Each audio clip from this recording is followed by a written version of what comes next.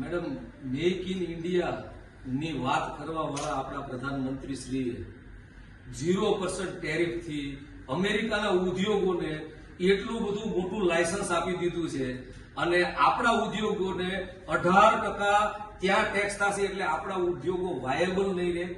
ખાસ કરીને small scale ઇન્ડસ્ટ્રીની જે અત્યારે સુરેન્દ્રનગરમાં તે આપ જીઆઈડીસી જોશો ને તો બંધ હાલતમાં છે, એ સંપૂર્ણપણે નાશ પામી જાય આવી ટ્રેડ ડીલની જાહેરાત અત્યારે થઈ છે. હજી એની મોડાલિટીઝ બાકી છે. ખૂબ દુઃખની વાત છે કે આ ટ્રેડ ડીલની જાહેરાત છે એ જેમ ઓપરેશન સિંદૂરની સીઝ ફાયરની જાહેરાત અમેરિકાથી થઈ હતી એમ આ ટ્રેડ ડીલની જાહેરાત છે એ અમેરિકાના રાષ્ટ્રપતિ કરી રહ્યા છે કે ભારત અમારા માટે ખુલ્લી માર્કેટ થઈ ગઈ છે, અમારા ખેડૂતો માટે ખુલ્લી માર્કેટ થઈ ગઈ છે. પરિસ્થિતિ એ આવી રહી છે કે ખેડૂતોએ એક લિટમસ ટેસ્ટ, આ ટ્રેડ ડીલ પહેલાનો એક લિટમસ ટેસ્ટ સરકારશ્રીએ સપ્ટેમ્બરના પહેલા અઠવાડિયામાં કપાસની આયાત ઉપર 1947 થી પહેલી વાર 0% આયાત કરી. ખેડૂતોને આ વર્ષે આશા હતી કે કપાસના ભાવ 2200 રૂપિયા મણ થઈ જશે, એના બદલે એ કડરભસ કરીને આ 0% અમેરિકાનો દુનિયાનો આ કપાસ આવ્યો અને કાપડ ઉદ્યોગોએ એ ખરીદી કર્યો અને ખેડૂતોને 2200 ની બદલે 1622 રૂપિયા પ્રતિ મણના ટેકાના ભાવ હોવા છતાં માત્ર 1200 રૂપિયા મળ્યા.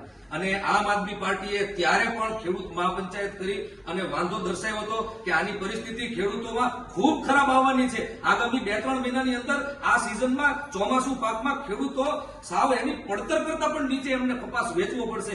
આ પરિસ્થિતિ આવી અને આજે પણ આમ આદમી પાર્ટીને અંદેશો છે આ વખતે માત્ર એક જણસી માટે નહીં, માત્ર કપાસ માટે નહીં, પણ બધી જ ખેડૂતની જણસ માટે આ પરિસ્થિતિ ઊભી થઈ રહી છે. બાગાયતીના દાડમ હોય તોય ભલે, જમરૂખ હોય તોય ભલે, કપાસ હોય તોય ભલે, જીરું હોય તોય ભલે, મગફળી હોય તોય ભલે, કોઈ પણ જણસ છે એમાં આ પરિસ્થિતિ આવવા જઈ રહી છે.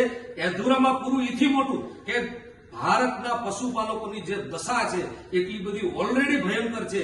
એ દૂધ ને ડેરી પ્રોડક્ટ્સ એ લોકો ફાર્મિંગમાં ગણે છે અમેરિકન્સ, અને દૂધ ને ડેરી પ્રોડક્ટ્સ પણ 0% જ્યારે આવશે ત્યારે ટેરિફ 0% થાય એટલે પશુપાલકોની પણ હાલત ખૂબ ગંભીર થઈ જવાની છે.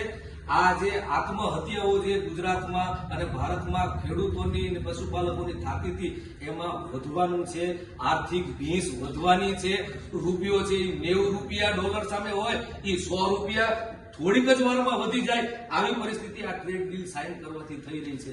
જેમસ્ટોન, હીરા બજાર, જે હિન્દુસ્તાન, ભારત છે એ સૌથી મોટું એક્સપોર્ટર છે અને એનો સૌથી મોટું ઇમ્પોર્ટર અમેરિકા છે. ચાહે ડાયમંડ હોય, ચાહે પાનું હોય, ચાહે માણેક હોય કે બધા જેમસ્ટોન હોય, પન્ના હોય, તો આ બધાય જેમસ્ટોન્સ અને હીરાના આખી બજાર છે એને રોજગાર એવડી મોટી સૌરાષ્ટ્રમાં અને આપણે સુરેન્દ્રનગરમાં અને ગુજરાતમાં રોજગાર જે આપી રહ્યા છે એ બધું કડરભસ થઈ જાય એવી પરિસ્થિતિ છે. આજે 18% મોંઘો જેમસ્ટોન કોઈ ડાયમંડ કોઈ ખરીદવા તૈયાર નથી અમેરિકાની અંદર, અને એમનું બધો જ માલ અહીંયા ઠલવાશે. એટલે ટેક્સટાઇલમાં પણ આ જ પરિસ્થિતિ છે કે અહીંથી આપણે કપાસ છે એનો કપાસ અહીંયા આવશે, આપણા લોકો મેન્યુફેક્ચર કરી અને ત્યાં મોકલી નહીં શકે, જે રેડીમેડ ગાર્મેન્ટ્સ છે ત્યાં નહીં મોકલી શકે, આપણે બીજી માર્કેટ્સ ગોતવી પડશે. એટલે ભારતની industry, small scale industry, dairy, પશુપાલકો, ખેડૂતો અને બહુ મોટા પાયે સાધારણ માનવીની જીવન સ્તર છે, અનએમ્પ્લોયમેન્ટ વધશે, જીવન સ્તર નીચું આવશે. આ પરિસ્થિતિ